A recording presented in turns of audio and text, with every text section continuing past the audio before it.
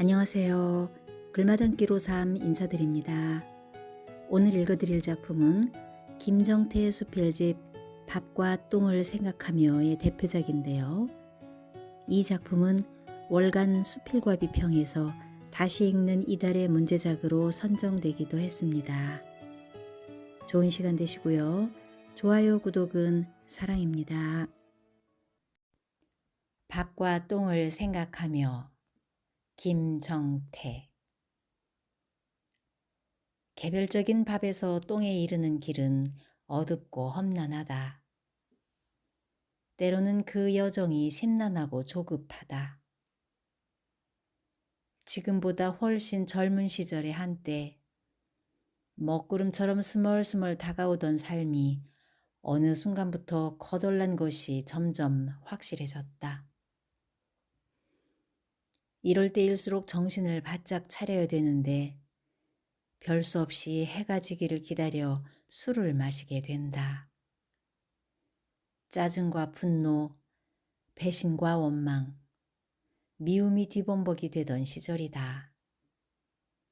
취해버린 자의 무책임하고 가엾은 정서는 나오는 대로 짓거려대면서 욕하고 악다구니 하다가 비실비실 집으로 향하는 찬바람이 있는 새벽길에서 똥이 되지 못한 것들이 재 들어간 곳으로 도로 기어 나왔다. 겨우 제 길로 찾아간 것들만 아침에 똥이 되어 나왔다. 이런 날 스스로에게 씌워지는 혐오는 화장실 변기에 앉았을 때 최고조에 달한다. 가엾고 슬픈 똥이다.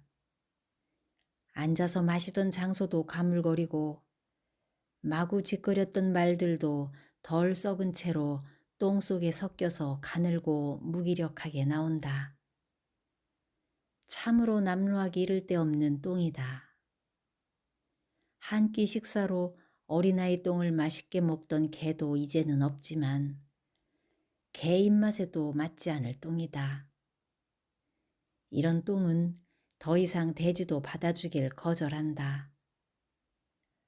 밥에서 똥으로 이어지던 돼지의 순환고리는 끊긴 지 오래다.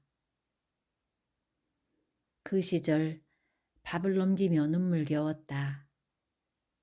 그 밥을 먹고 거덜난 삶을 추스러가며 똥을 누를 때 또 혼자 눈물겨워했다. 나는 지금도 흩어진 그 날들의 시간이 슬프고 기막히다. 내 인생에 많은 시간이 흘러 이제는 슬픈 똥과 남루한 똥을 누지 않는다.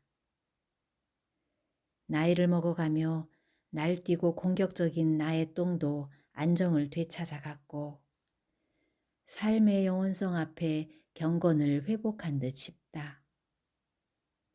그런데 밥에서 똥으로 가는 여정에 엉뚱한 일이 생겼다. 어머니가 입원하시고 사흘째를 맞는다. 밥을 앞에 놓고 그저 바라만 보신다. 저 밥을 씹어 식도를 넘기고 긴 터널을 내려보내 똥이 되어 나와야 살 수가 있단다. 주치의의 지엄한 말이다. 그런데 넘기질 못하고 있다. 넘어가는 것이 없으니 나올 것도 없다. 정해진 시간마다 찾아와 묻는 간호사도 대답 궁한 나도 안타깝기는 마찬가지다. 식사는 얼마나 하셨나요? 오늘 변은 보셨어요? 소변은 몇 번? 내가 간호사한테 죄 지은 것도 없는데 목소리가 기어 들어간다. 밥과 국 조금, 변은 아직, 소변은 반 컵 정도? 입원한 지 닷새째 되던 날 기어 들어간 목소리를 끄집어낼 수 있었다.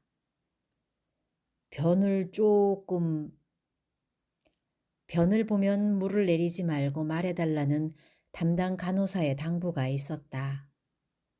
득달같이 달려가 간호사를 데리고 와 변기 안을 같이 들여다보았다. 늙으면 똥도 노혼이 오는가. 반쯤 풀어진 똥이 정신을 놓은 듯 앉아있다. 공격적인 냄새도 없다. 간호사가 휴대폰을 꺼내더니 사진을 찍으려고 했다. 똥 사진을 뭐 하시려고? 의사 선생님 오시면 보여드려야 돼서요. 헛웃음이 나오며 어머니의 가여운 똥 앞에서 또 눈물겨웠다. 평생 밥을 만들기 위해 험한 길을 걸어온 한 노인의 삶 끝자락에 똥을 만들기 위한 것 역시 힘든 여정이지 싶다.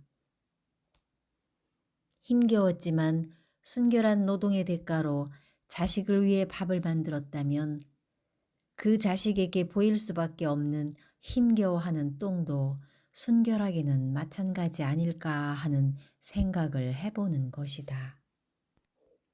의학자 허준이 사람의 똥오줌을 이리저리 들여다보고 냄새 맡아보고 찍어 맛을 보고 그 대단한 동의보감의 대변편을 적었다고 하듯이 현대의학을 공부한 의사도 환자인 어머니의 똥을 들여다볼 모양이다. 잠시 생각이 여기에 미치자 간호사에게 한마디 건넸다.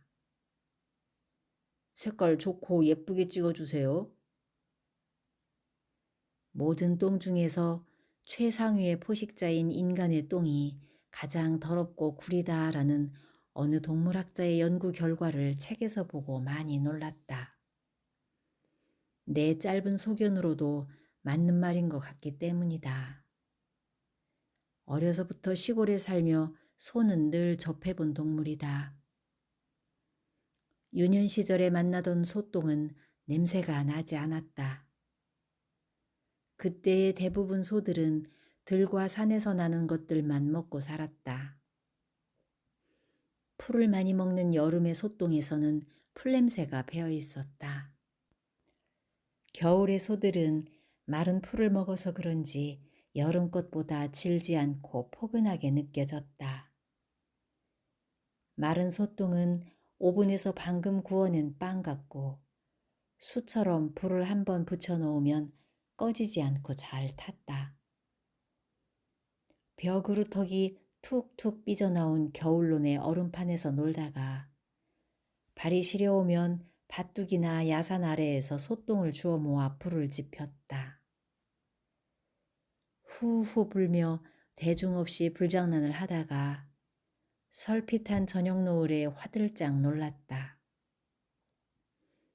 밥대를 놓치지 않기 위해 불붙은 소똥을 하나씩 들고 팔을 돌리며 저녁밥 연기 오르는 집으로 내달렸다.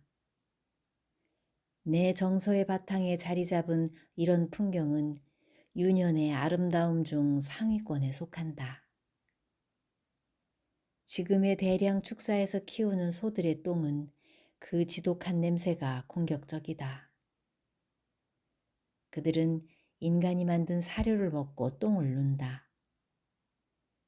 쉽게 마르지도 않는 질척한 똥은 설령 마른다고 해도 불을 붙여 손으로 들고 돌릴 수 있는 똥이 아니다. 비릿한 풀냄새도 품고 있지 않다. 개별적이지도 않고 개통도 질서도 없이 서로 뒤섞여 널브러져 있다. 입원한 지 열흘을 넘기며 이제는 간호사가 어머니의 뒷일 한 것을 사진 찍지 않는다. 다만 어머니께서 밥은 얼마나 드셨는지, 화장실은 몇 번 다녀왔는지만 일지에 적어 놓는다. 밥벌어 먹기도 힘들지만 주는 밥 먹고 똥 만들기도 그 못지 않구나. 얼굴에 생기가 돌아와 한마디 하시는 어머니 앞에서 이순을 넘긴 아들은 철없이 밥과 똥을 생각하며 눈물겨워지는 날이다.